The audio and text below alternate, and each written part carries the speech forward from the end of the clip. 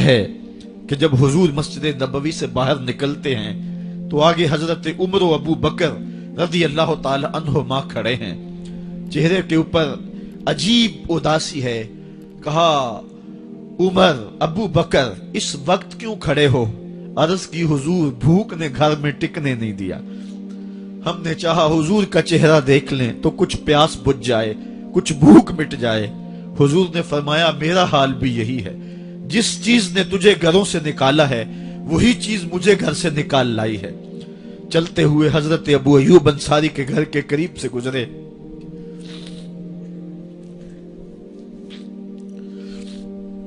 حضور کی خوشبو پا کے وہ باہر آ گئے۔ عرض کی بندہ نواز آج میرے مہمان نہیں بنتے؟ حضور نے کہا تمہاری مرضی۔ گھر لے گئے، چٹائی بچھائی، حضور کو بٹھایا، گھر والوں کو بکری کا بچہ ذبح کر کے دیا، کہا جلدی جلدی کھانا تیار کرو، میرے آقا کو بھوک لگی ہوگی۔ یہ کہہ کے واپس آئے، حضور کے پاس بیٹھے، نظر چہرے پہ پڑی تو گھبرا گئے۔ نکاحت کے آثار اتنے واضح تھے کہ سمجھ آ رہی تھی کتنے دنوں سے حضور نے کچھ نہیں کھایا۔ اٹھ کے باغ میں چلے گئے، کھجوروں کا خوشہ توڑا، حضور کے سامنے رکھا، کہا بندہ نواز جب تک کھانا تیار نہیں ہوتا یہ کھجوریں تناول فرمائیں۔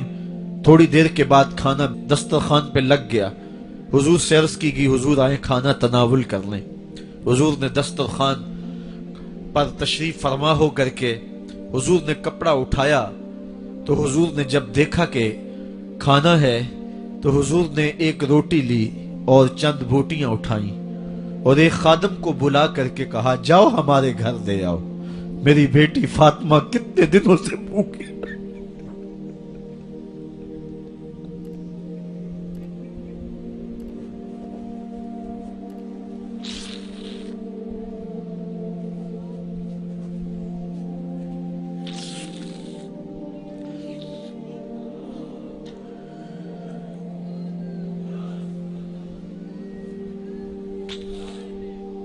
کہا جاؤ ہمارے گھر دے آؤ، میری فاطمہ کتنے دنوں سے بھوکی بیٹھی ہوئی ہے۔ مال کے کونین ہیں گو پاس کچھ رکھتے نہیں، دو جہاں کی نعمتیں ہیں ان کے خالی ہاتھ میں۔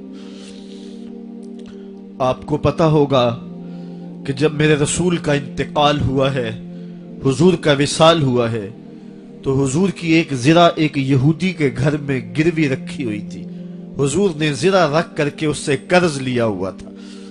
یہ اسلام کی غربت کی کہانی ہے، اور پھر اللہ نے اسلام کو امارت کے رنگ بھی دیے۔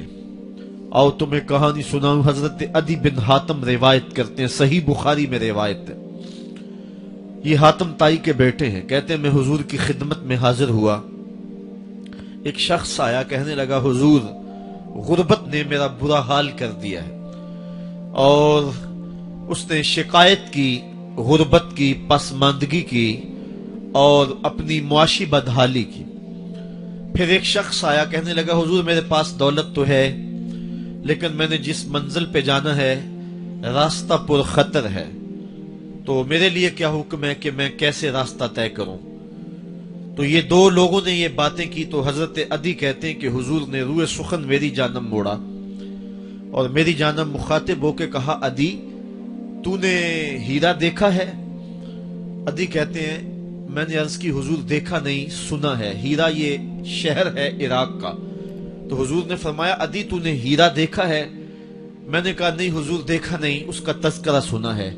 فرمایا عدی اگر اللہ تجھے زندگی کی مہلت دے تو ہیرا سے ایک خاتون چلے گی، تو اپنی آنکھوں سے دیکھے گا اور مکے تک پہنچے گی اور اللہ کے گھر کعبہ کا طواف کرے گی، اور اس کو ہیرا سے لے کر کے مکے تک اللہ کے علاوہ کسی کا ڈر نہیں ہوگا۔ کہتے ہیں کہ میں نے دل میں کہا کہ پھر بنو طے کے ڈاکو مر گئے ہوں گے جنہوں نے عرب کے اوپر روب ڈال رکھا ہے، تو وہ تو پھر ختم ہو گئے ہوں گے۔ کہتے ہیں میں ابھی سوچ ہی رہا تھا کہ حضور نے مزید میری حیرت میں اضافہ کرتے ہوئے کہا عدی اگر تجھے اللہ نے زندگی کی مہلت دی تو تو دیکھے گا کہ کسرا کے خزانے تیری جھولی میں ہوں گے. تو اس دور کی سپر طاقت تھی. میں نے کہا حضور کسرا بن ہرمز؟ حضور نے فرمایا ہاں کسرا بن ہرمز. کہتے ہیں کہ حضور نے پھر فرمایا عدی اگر تو زندگی پائی تو تو وہ دن بھی دیکھے گا کہ ایک شخص زکوٰۃ کی رقم لے کر کے، زکوٰۃ کی چاندی لے کر کے، زکوٰۃ کا سونا لے کر کے نکلے گا اور اس کو کوئی زکوٰۃ کا مستحق ہی نہیں ملے گا.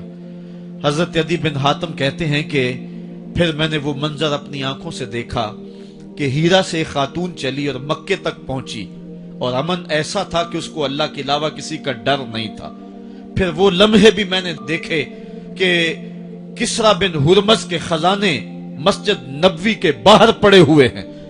تو کہتے ہیں تیسری چیز میں دیکھ نہ سکا اور میں نے لوگوں کو کہا کہ یہ میں تو نہیں دیکھ سکا، میری شاید زندگی وفا نہ کرے، اور اگر تمہاری زندگی وفا کرے تو تم دیکھنا میرے آقا نے جو فرمایا تھا 2 باتیں تو پوری ہو گئی ہیں اور تیسری بات تم دیکھ لو گے. حضرت یحییٰ بن سعید فرماتے ہیں کہ حضرت عمر بن عبدالعزیز کا زمانہ تھا اور انہوں نے مجھے افریقہ کی جانب زکوٰۃ وصول کرنے کے لیے بھیجا.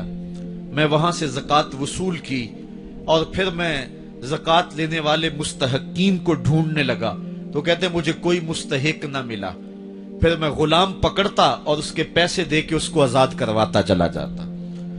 حضرت عمر بن عبدالعزیز کا زمانہ ہے کہ گورنر ہے عراق کا. وہ حضرت عمر بن عبدالعزیز کو لکھتا ہے کہ اتنی رقم ہے، اس کا کیا کرنا ہے؟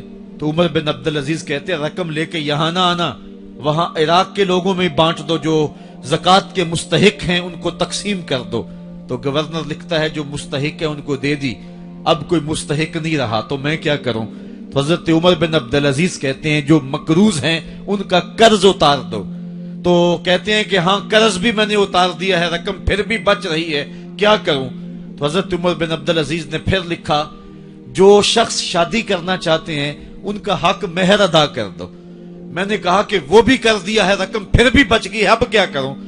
تو حضرت عمر بن عبدالعزیز نے مجھے لکھا کہ جو غیر مسلم ہیں جنہوں نے ٹیکس دیا ہوا ہے، جتنا ٹیکس دیا ہے اس سے دگنے پیسے ان کو قرضے میں دے دو اور ان کو کہو جاؤ اس کا کاروبار کرو، کھیتی باڑی کرو، اور ساتھ انہیں یہ بھی کہہ دینا قرض کی فکر نہ کرنا اور زیادہ اس میں پریشان نہ ہونا، جب دے سکو گے دے دینا. یہ دور بھی پھر اسلام نے دیکھا اور یہ گھڑیاں بھی دیکھی جب چیتھڑے پہنے ہوئے تھے، جب پیوند لگے لباس پہنے تھے، جب پیٹ میں ڈالنے کے لقمہ بھی نہیں تھا. اللہ کا دین اس وقت بھی غالب تھا، اور جب گلیوں کے اندر ریشم بکھرا ہوا ہوتا تھا کوئی اٹھانے والا نہیں تھا، دین اس وقت بھی غالب تھا. دین کا غالب ہونا یا نہ ہونا اس کا تعلق جو ہے وہ مال و دولت سے نہیں ہے. اقبال کہتا ہے کہ زوال بندہ مومن کا بے زری سے نہیں، مومن کا زوال بے زری سے نہیں ہے بلکہ اس کا سبب کوئی اور ہے. وہ سبب ڈھونڈنا ہے کہ ہم دنیا میں رسوا ہو کے کیوں رہ گئے، ہم زمانے کے سامنے تماشا کیوں بن کے رہ گئے. آج نبی کی امت پوری کائنات میں رسوا ہو کے کیوں رہ گئی؟ آج ہمارا تماشا دیکھا جا رہا ہے، آج بھوکے کتوں کو ہماری بیٹی اور بہنوں کے اوپر چھوڑا جا رہا ہے اور اس کا تماشا دیکھا جا رہا ہے. کیا ہم نے یہ دن بھی دیکھنے تھے؟ ہم نے سراغ لگانا ہے. دولت کی قلت اور کثرت یہ ثانوی چیزیں ہیں. ہم نے تاریخ میں دیکھا ہے ہم کبھی مالی طور پہ کمزور تھے، رسوا نہیں ہوئے ہیں. مال زیادہ ہو گیا، رسوا نہیں ہوئے ہیں. رسوائی کے سبب کوئی اور ہیں. آئیے تمہیں کہاں